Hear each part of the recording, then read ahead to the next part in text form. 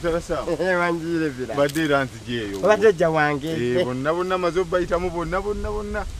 Omanyi olunaku lw'amazuukira lutuuse. Amina. Obadde bayita mu bantu. Amina kiseera kyonna. Kuwa omukisa.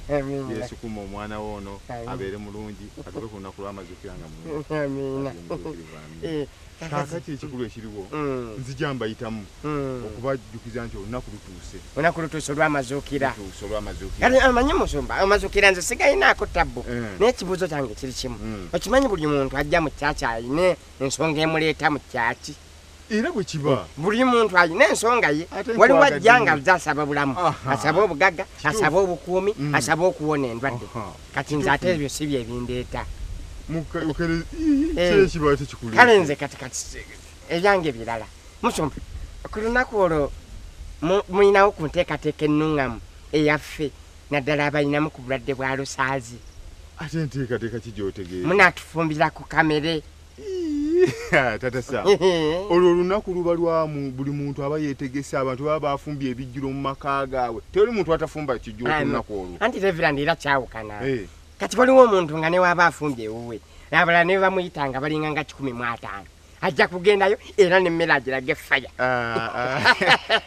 Tata Sam, ekiri waffe kyakutendereza butendereza na kwebaza Katonda kutuusa ku lunaku olwo. Emmere teriiyo. Ensonga ey'okubiri ya mubiri gwa Kristo. Kano akagaati akaliga ka Katonda. Ukalistia. Nga musuko kasala omubiri bannange. Akantu mukatoni yannyo kabanga akachokolo bwe kati. Babu baseera kiki bannange nga tuwaayo ekiweebwayo.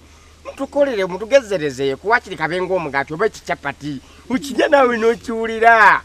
Emmere ya Kristo bantu nosobola kawuliramu.